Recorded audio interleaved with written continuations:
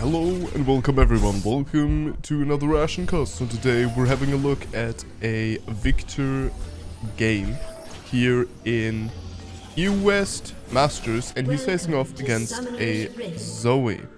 Now, I have to excuse myself because currently my mouth is pretty damaged. My tongue, I don't know what happened to my tongue, but it is a little bit messed up on the side.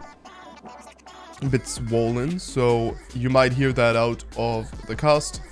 I know it's been a it's been a couple of weeks now that I've been either sick or in other ways not able to cast, but you know, at least now I should be able to power through the pain and we should be able to get there. I will have to have a lot of sips of my coffee probably, but I think that should be good.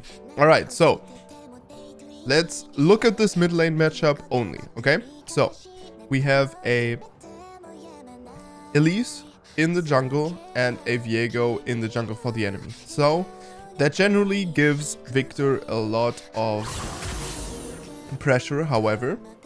Okay, so what he's doing here already a bit of a mistake, but versus Zoe, unfortunately, if this was a different control mage, it would be a different story, but versus Zoe, you usually can't really expect to be able to get wave pressure. And you also often can't expect to be able to win trades, which you saw there.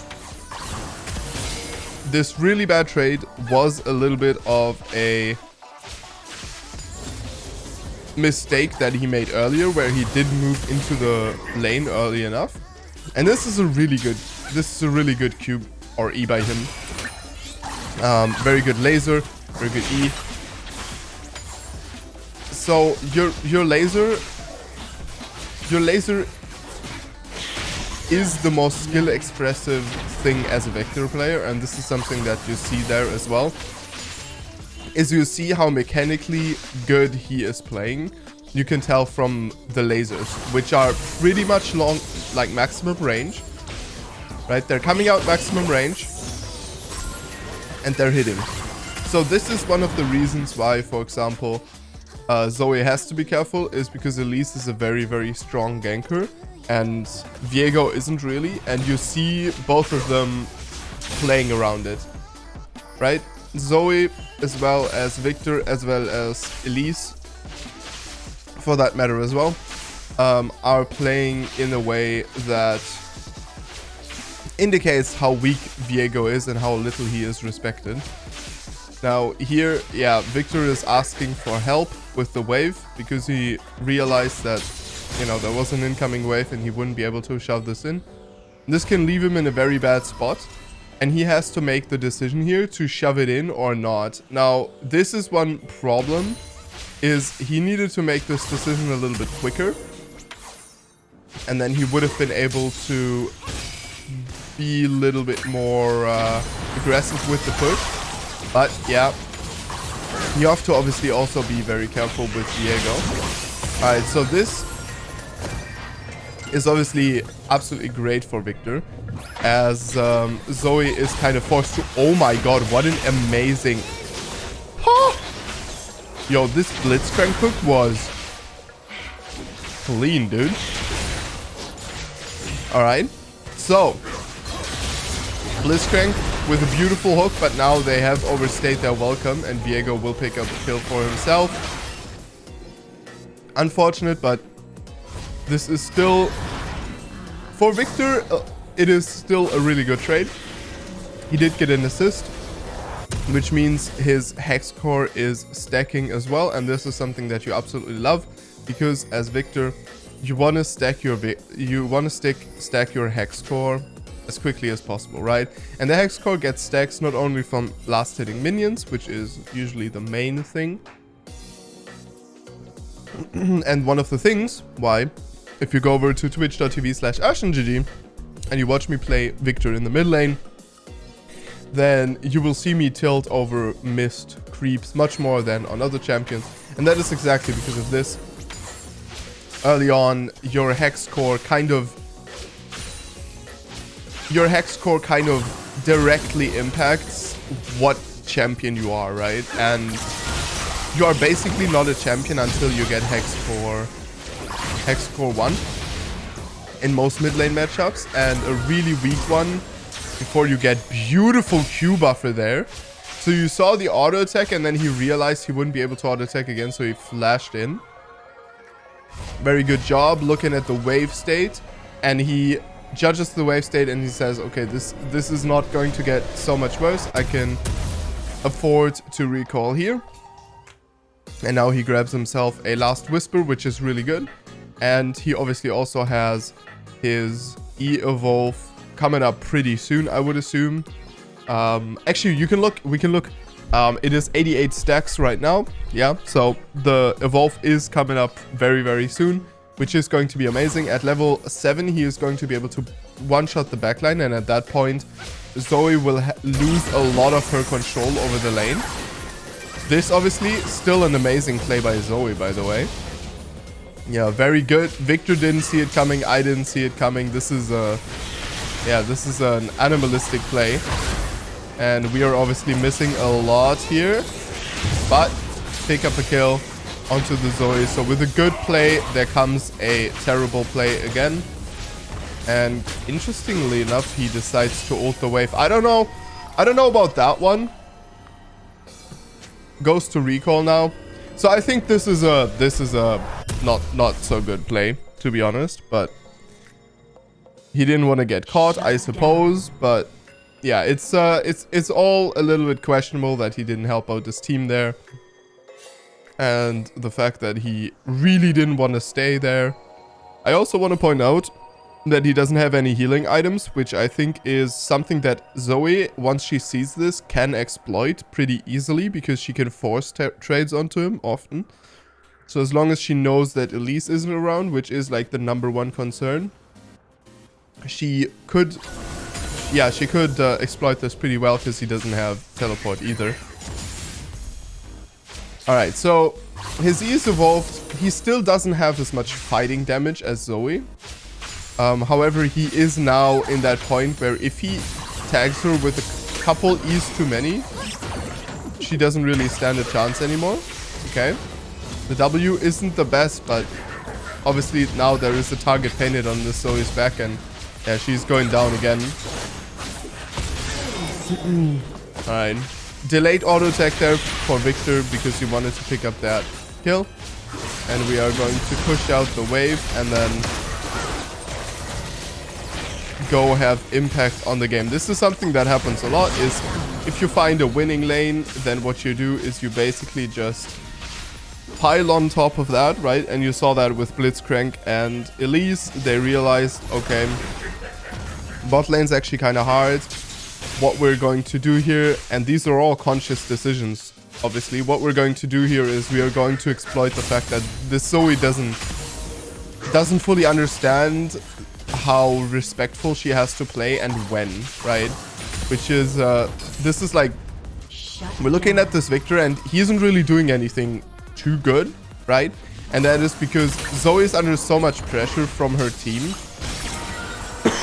that really, okay, this was something that he did mechanically very well, but as you can see, right, he is dying to the same things here that Zoe would die to as well. And this is kind of my criticism, is that there is a certain point where as a mid laner you have to be really, really good and just looking at the map.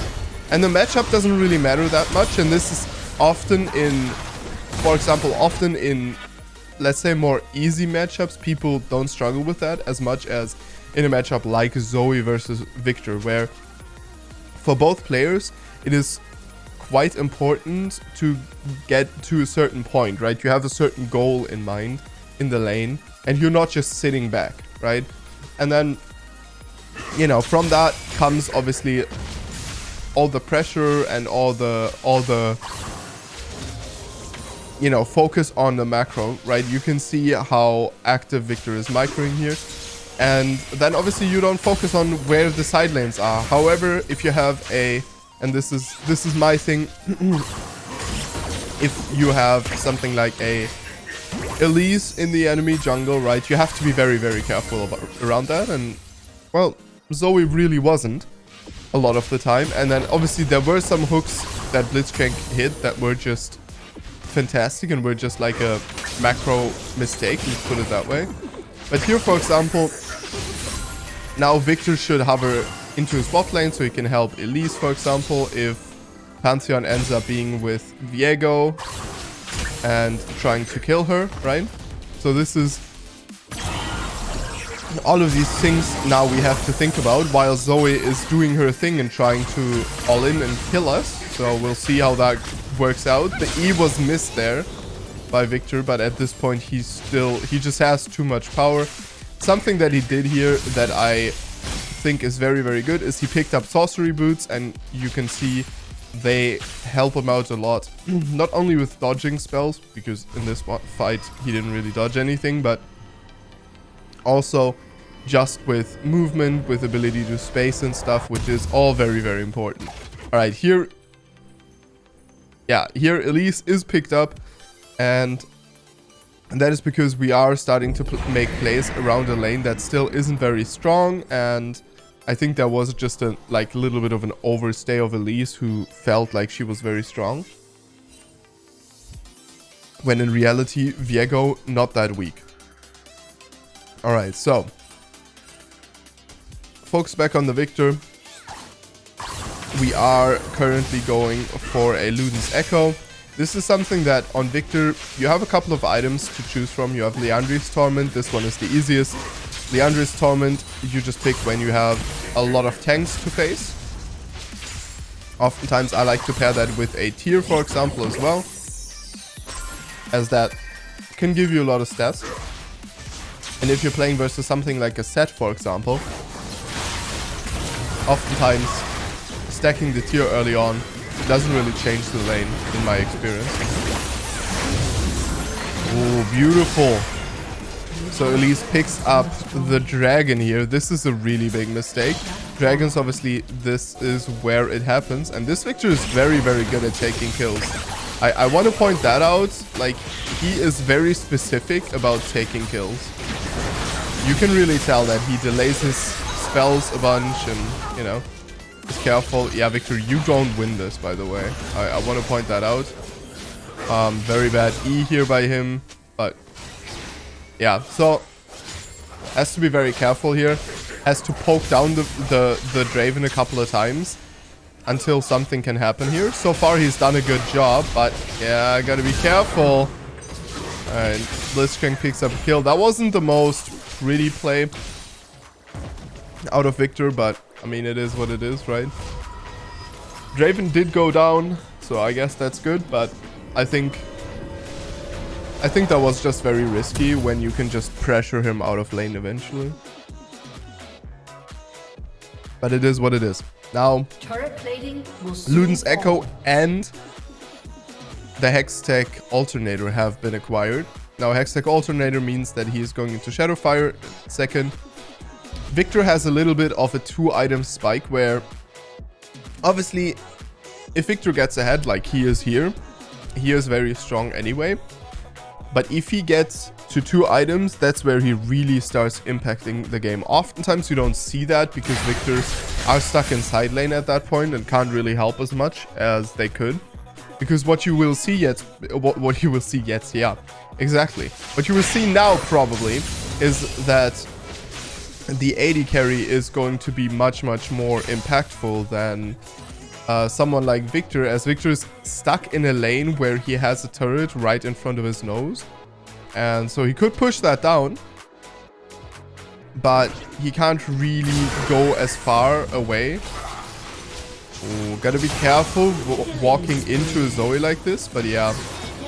This is just the pressure of the ultimate, and then obviously there is the pickup onto the enemy team by his mid lane, and this is exactly what you want to do. As Viktor, you have always the choice then, okay, do I push down the turret? And oftentimes that isn't very effective, and so often you just kind of crash it and then wait for you and your team to be there at some point and eventually push it down, right? But getting down this turret really would be very good for the Viktor.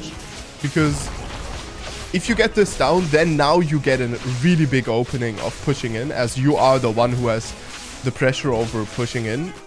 Zoe is way too far behind, which means that in a 1v1 you would be winning versus Zoe, and then you can push in. And Zoe specifically is a champion that is very, very punishable with the fact that she doesn't like to side lane at all.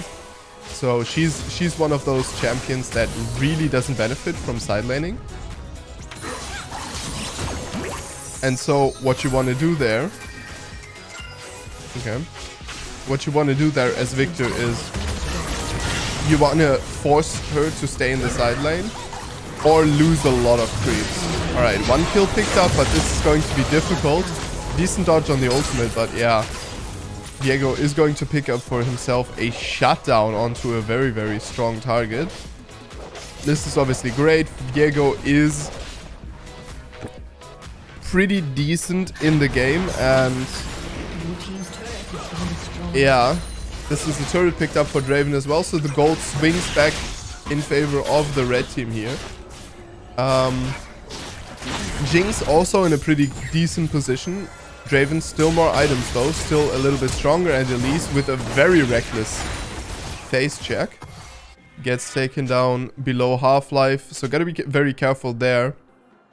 And as Viktor, your goal is now to shove out waves as quickly as possible and then just go to the objectives, go to the mid lane and kind of do stuff, and optimally find Zoe while she is going to the objectives. So Zoe really isn't that good in the side lane because she wants the mid lane area is very, very good for her bubbles. Whereas in the side lane, obviously, she is much more limited with the bubbles she can hit. And so she kind of also wants to keep her momentum that she often builds up during a laning phase if she plays it correctly and carefully enough. And what we see Viktor do here is something that you would expect out of Zoe, is he's kind of sacrificing the side lane for a while to be able to help out with his... well, to help his team out. And well, yeah, so this is obviously how you gain, how you are ahead, or how you become ahead, and how you gain an advantage that is kind of difficult for the enemy team to recover from, is by doing these plays. But then you have to be careful, because as Viktor, you are kind of sacrificing your own strength. Okay, so very good pickup by Viego, and Viktor decides to respect that. Gotta be very careful. Not the best E there, but as you can see, he is pretty scared. And now we have really bad lane assignments with Jinx obviously not being able to push this out the way she would like to. And then, yeah, everything kind of isn't in the place it needs to be. Viktor will probably go down here. Good flash, so he trades 1-for-1, but this Viego is picking up a lot of kills for himself, a lot of money for the guy. Good bubble that seals the Blitzcrank's fate. As Zoe, obviously in these objectives, much stronger. Ooh, but this might be a kill pickup for Jinx. Yeah, gotta be very careful here. Yeah. At least, I don't think anyone really expected Zoe to jump over there. And if Zoe isn't in the point, or at the point in the game where she is going to one-shot Jinx, so she really doesn't matter a lot. I'm surprised that Jinx doesn't walk there and try to help. Instead, she decides to just ult, doesn't catch anything. And ooh, Draven looking at the Camille here. And it seems like Draven... Ooh, good stun by Camille. Draven, yeah, seems to be not able to pick that up. And that means Draven is probably going down here. Yeah. Ooh, actually no kill picked up. But now Draven is hiding, which is a really big mistake. Yeah. Draven should have just run. instead of trying to fight and kite there. Very, very bad for Draven. Jinx also quite strong already, which is a great foundation for a team to have a strong Viktor and a strong Jinx. With Camille doing decently,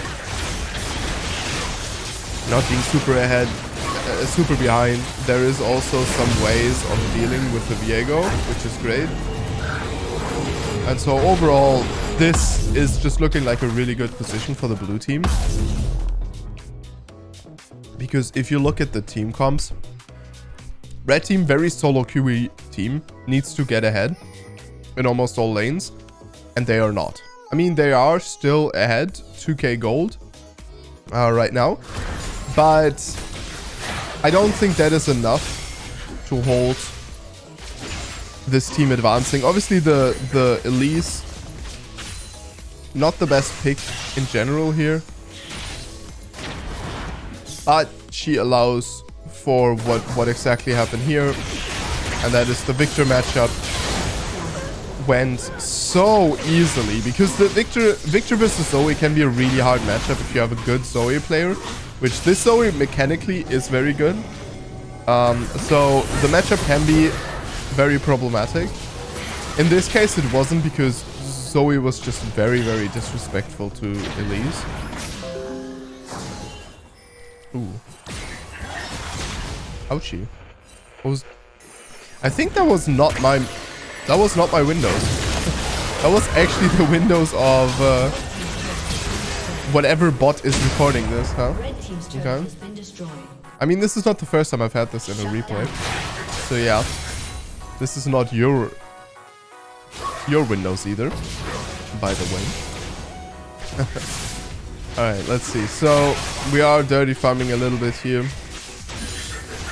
This is obviously something that in this situation, right, there's no lane to push.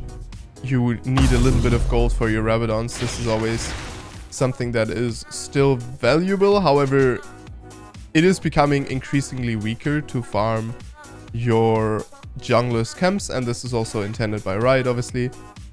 So always a little bit of a question mark sign there. Also, the next question mark sign is the lane assignments here. Obviously now lane assignments will be a little bit all over the place, which means Viktor will probably be starving the Jinx here. Yeah, you see him walk forward to be able to last hit the minions.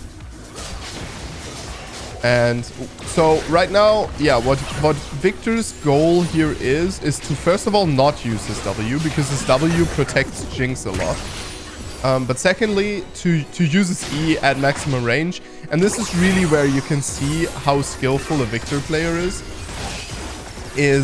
if he's able to hit those long range E's onto the carries, right? And here Draven did go down. This was very good. This was a long range E into an ultimate, just chasing the guy down. And then even though Fiora is kind of winning the side lane, at this point she's not doing it hard enough. And so here is the blue team just taking down the first inhibitor. But ooh, this is the Viego angle. Beautiful play here, and you don't mess with the Viego on this Jinx. This Jinx is very, very strong here, very fed. Alright, Zoe decides to continue the fight, chase. Fight and chase. The chase. And yeah, a little bit of a mistake by Viktor when it comes to the pathing, but I understand the idea, because Zoe is usually very targeted, right? So if you change directions heavily, oftentimes she misses a lot of stuff, but in this case Lich Bane was available, which makes her be able to put out enough damage even though missing her Qs. Viktor in a beautiful spot here, by the way. He has Rabadons, he has Lighting Jewel, so he does a lot of damage. I personally would have still wanted something like a Banshee's Veil for him, even though he does have the cleanse. I think Banshee's Veil in general is very, very good. The shield is decent, but the best thing about it is that it obviously, it gives you a really good amount of MR, which is quite valuable in this fight because, let's be honest, the things that will deal damage to you is something like a Viego, or it is realistically just going to be the Zoe, right? And I think that in this case, a Banshee's Veil is pretty good, and building a defensive item when you're ahead is quite valuable. Zhonya would technically stat-wise be a little bit better, but the problem with Zhonya versus this enemy team is that you kind of want to be there to put your W down and your R, and if you get engaged on, you kind of just place your W below yourself and R and run away. And that's kind of, as long as you have your Banshee's Veil, that is kind of fine. You know what I mean? But yeah, so this Viktor's W's are very, very, he uses them very willy-nilly, and you have to be very careful with this. If I was watching my own replay, I would probably say that's bad, because obviously that creates an opening. And with Viktor, your W is such an incredibly strong ability, but a lot of players don't use it as such a strong ability. They kind of use it as this, like, yeah, I mean, it's this CC ability, but it takes so long. But realistically, especially versus something like the Viego, right?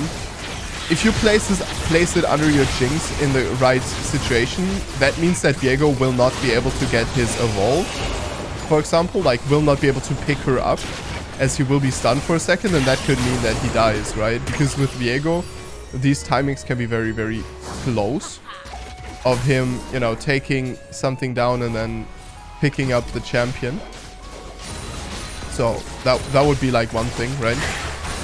And obviously your W is great versus something like Draven, as, you know, Draven here doesn't do enough burst damage.